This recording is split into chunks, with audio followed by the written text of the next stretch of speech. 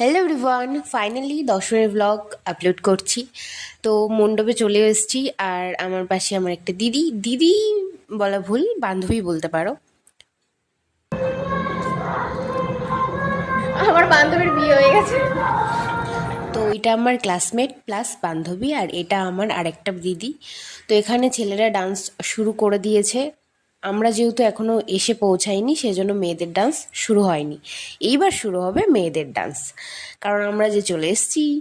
তো যাই হোক, দুদিন দশমীর পরে থেকে 2 দিন আমি জ্বর ঠান্ডা, ওই জন্য ভিডিও আপলোড করতে পারিনি। আজকে ফাইনালি ভয়েস ওভার দিচ্ছি, আজকে আপলোড করব।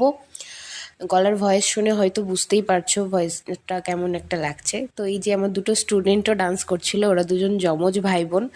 তো ওরাও আমার সাথে ভালোই এনজয় করেছিল। দশমীর দিন অন্য জায়গায় ঘোরা বাদ দিয়ে আমাদের পাড়ার মণ্ডপ ইজ বেস্ট। হয়তো সবার ক্ষেত্রেই একই, যে পাড়ার মণ্ডপ ইজ বেস্ট দশমীর দিন।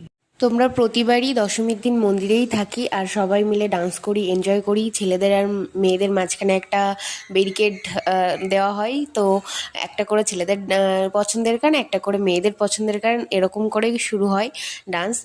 প্রতিবারই এনজয় করি, বাট এবার আমি যেহেতু ব্লগ করি তাই তোমাদের সাথে শেয়ার করছি। অন্যবার তো আমি তেমন ভিডিও করতাম প্রতিবারই, বাট শেয়ার করতাম না।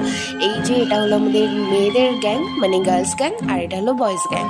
বয়েজ গ্যাংয়ের মধ্যে সম্মিলিত, মানে কাকা জ্যাঠা থেকে শুরু করে ভাই পর্যন্ত সম্পর্কের আছে। আর আমাদের প্রায় সিমিলারই বলতে পারো বয়স আছে, কয়েকজন একটু বড়, কয়েকজন একটু ছোট, এরকম হতে পারে। বাট ছেলেদের মধ্যে সব রকম বয়সের আছে, এরকম ব্যাপার। আমরা এখানে মাতালের মতন ডান্স করছিলাম কেন আমরা জানি না, পাগল মানে তিনজনকে পাগলের মতনই লাগছিল।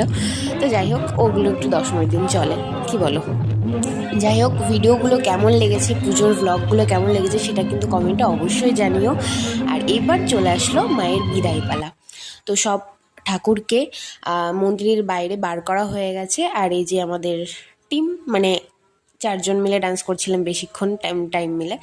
তো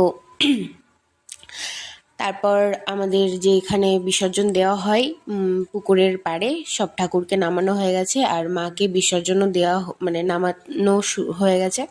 তো বিসর্জন দেওয়া হয়ে গেছে, আর মায়ের বিসর্জনের সঙ্গে সঙ্গেই এত জোরে বৃষ্টি চলে আসলো, মানে প্রকৃতিও বোঝালো যে মায়ের বিদায়ের সময় তারাও দুঃখ প্রকাশ করছে, এরকম একটা ব্যাপার।